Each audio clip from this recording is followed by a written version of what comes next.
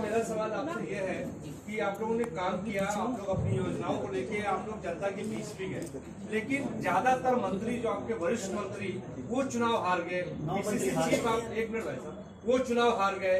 सरगुजा पूरा आपका साफ हो गया। लगातार आप लोगों को ये कहते हैं कि जो अच्छा बेहतर प्रदर्शन करेगा हम उसको प्रोत्साहित करेंगे, जो बेहतर प्रदर्शन नहीं करेगा उस पर कार्रवाई भी करेंगे। तो ये क्या माना जाए कि आने वाले वक्त में पार्टी बड़ी कार्रवाई करेगी उन लोगों के ऊपर जिनकी वजह से आप लोग चुनाव हारे हैं? जैसा मैंने कहा, इसको बड़ी बारीकी से हमें देखना पड़ेगा कि किसने जान के कहीं कुछ। आपने देखा कि चुनाव के बीच में भी हमने कई लोगों पर एक्शन लिया था। सारी रिपोर्ट लेते हुए, चाहे वो कोई भी हो, किसने क्या काम किया नहीं किया, कहाँ पर हमारी ज़्यादा कमजोरी आई, हमारे मंत्री किस बात से कहाँ हारे। एक तो ये भी आप मानेंगे कि पोलराइज भी करने का प्रयास किया गया। आप देख सकते हैं जीतने के बाद कैसे बुलडोजर्स को लेकर जा रहे हैं, और इस तरह के प्रदर्शन की क्या ज़रूरत लोकतंत्र में। जो वोट दे रहा है या नहीं दे रहा है, अपनी राजनीतिक बात रखने की होती है, तो इन चीज़ों को भी देखना पड़ेगा कि समाज को हम एक सूत्र में बांधे, सिर्फ विकास की हम बात करें। और छत्तीसगढ़िया सबसे बढ़िया, छत्तीसगढ़ के लोग हम और आगे बढ़ाएं और छत्तीसगढ़ और तरक्की करें। घोषणा पत्र फेल होने के पीछे कारण क्या मानते हैं? घोषणा पत्र घोषणा पत्र फेल होने के पीछे कारण क्या मानते हैं? फेल कहिए कुछ कहिए, हमने काम देखो 5 साल काम भी किया था। घोषणा पत्र आगे के लिए कुछ बात, इन सब बातों को बारीकी से किसानों के लिए मोदी की गारंटी चाहिए। किसानों के लिए धान जो एक मुद्दा था, कांग्रेस पार्टी ने धान के लोगों से बात की, क्या वो ट्रांसलेट नहीं हो पाया, लोगों को क्या करना? कई चीज़ें हैं, कुछ तो है, कहीं लगा कि कहीं हुआ भी है, कहीं नहीं भी हुआ शायद। तो उम्मीद हमें ज़्यादा थी, जैसे मैंने कहा पहले ही माना, निराशा तो हुई है ना। देखो मैं ऐसे आज आपके सामने मैं कैसे कह दूँगी कि नहीं, निराशा हुई है बिल्कुल, हमारे वर्कर्स को भी, हमको भी। लेकिन अब देखकर ही तो आगे बढ़ेंगे ना हम, और आगे तो बढ़ना ही है। एक हार से थोड़ा बैठ जाए। मोदी की गारंटी का जीत हुआ है। भूपेश है तो बीजेपी के तमाम बड़े नेता कह रहे हैं कि मोदी की गारंटी का जीत हुआ है। देखो कई बातें हैं, इससे तो आप एक गारंटी की क्या क्या ज़रूरत थी मोदी जी को आकर यहाँ उनका नाम लेकर गारंटी देने की? कि भारतीय जनता पार्टी के अपने पास क्या यहाँ पर राज्य में कुछ नहीं था क्या? इनके पास कोई भी चेहरे की सिर्फ बात मैं नहीं करती हूँ, लेकिन क्या अपना यहाँ छत्तीसगढ़ के लोगों का कुछ नहीं है दिखा पाए, जो माननीय प्रधानमंत्री जी को बीच में हर बात को लाने की ज़रूरत पड़ती है। तो यहाँ के लोग देखें, कितना दोष है साल में ईवीएम को लेकर। नरेंद्र साहू ने भी यही बयान दिया है कि ईवीएम मशीन को लेकर के उनका ये कहना है कि ईवीएम मशीन में गड़बड़ियां हो रही है। नरेंद्र साहू ने देखो इन चीज़ों को तो मैं ऐसे ऑफ द कफ ऐसा कांग्रेस जानती है क्या? मैं इस पर टिप्पणी नहीं करूँ। पहले आपने कहा था कि भूपेश है तो भरोसा, उसके साथ पार्टी उतरी थी, फिर बाद में कहा गया कि कलेक्टिवली चुनाव लड़ा जाएगा। आपको लगता है कि ये भी एक मैसेज गया फिर लोगों के बीच में कि शायद जिस चेहरे पे हम भरोसा कर रहे हैं 4 साल तक, अब उनको आगे नहीं किया जाएगा? तो कांग्रेस देखिए, एक मिनट, क्या इससे नतीजे पे प्रभाव पड़ा? इस चीज़ को क्लियर करना चाहिए, क्योंकि हमेशा पार्टी होती है, पार्टी बड़ी होती है, पार्टी की ही सरकार होती है, पार्टी के ही मुख्यमंत्री होते हैं, पार्टी के ही मंत्री होते हैं, पार्टी के ही कार्यकर्ता होते हैं।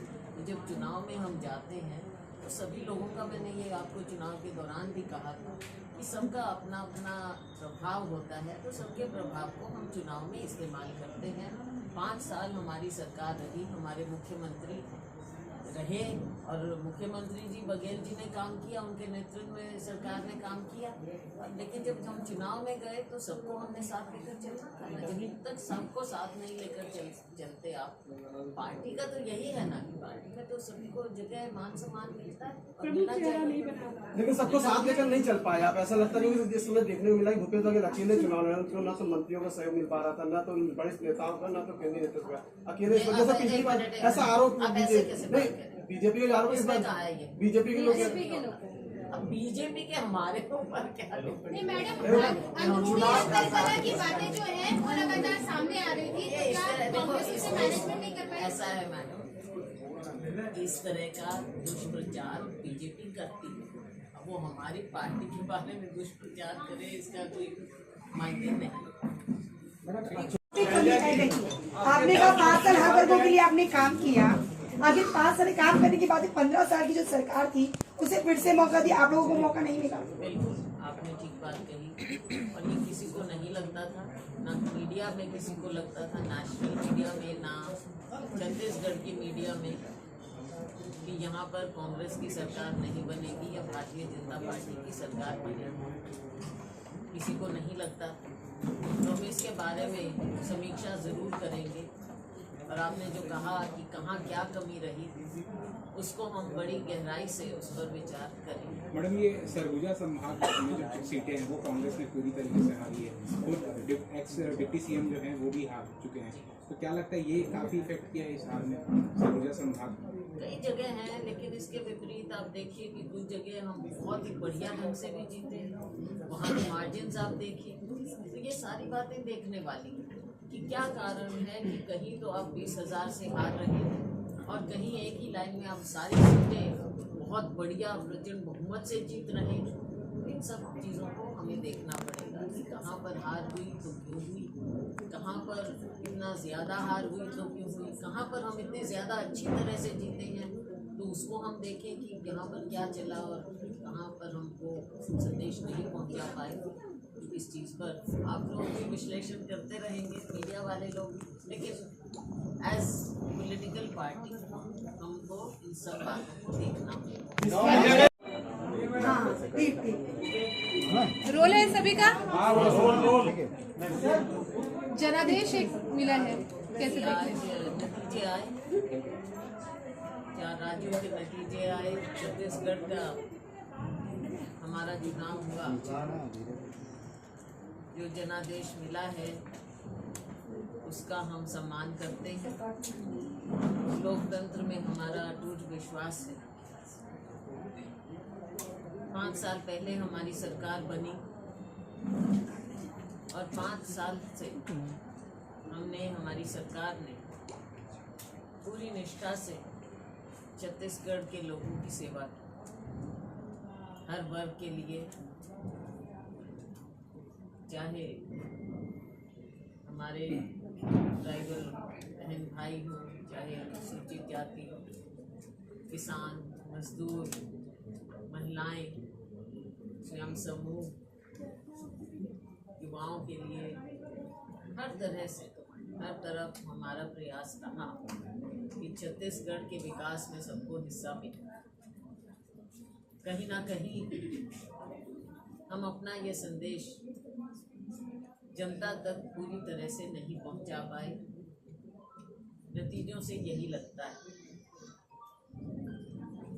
निराशाजनक जरूर हैं ये नतीजे, लेकिन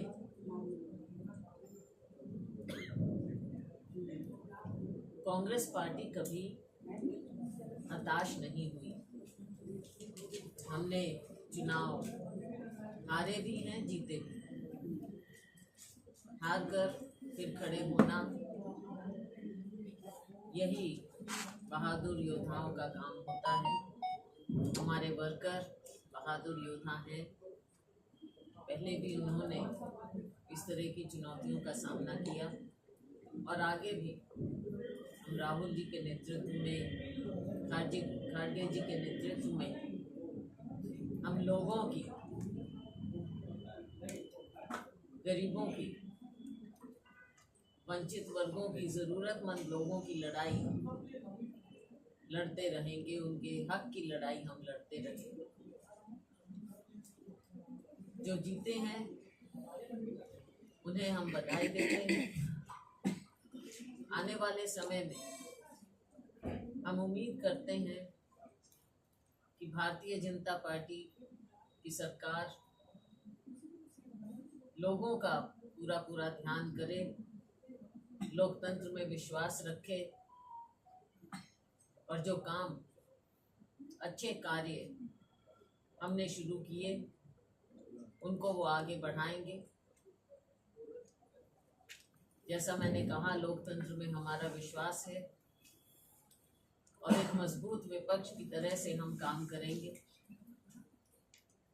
जहां हमें ठीक लगेगा हम जनता हित में, जनहित में सरकार का सहयोग भी करेंगे, लेकिन लोगों की आवाज़ हम पूरी तरह से सदन में भी और बाहर भी उठाएंगे। कुछ महीनों में लोकसभा का चुनाव आने वाला है। हमें देखना है, समीक्षा करते हुए कि हमारी क्या कहाँ पर कमजोरी रही, उसकी पूर्ति करते हुए फिर से अगले चुनाव की तैयारी करें।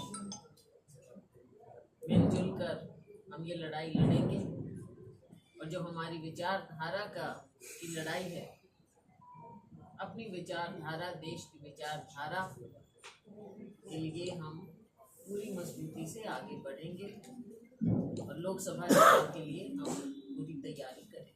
मैडम ये भैया खुशबू तरफ फोन भैया भैया भैया ठीक है भैया, मोदी चल रहे हैं। मोदी मोदी सामने आएगा, मोदी बोला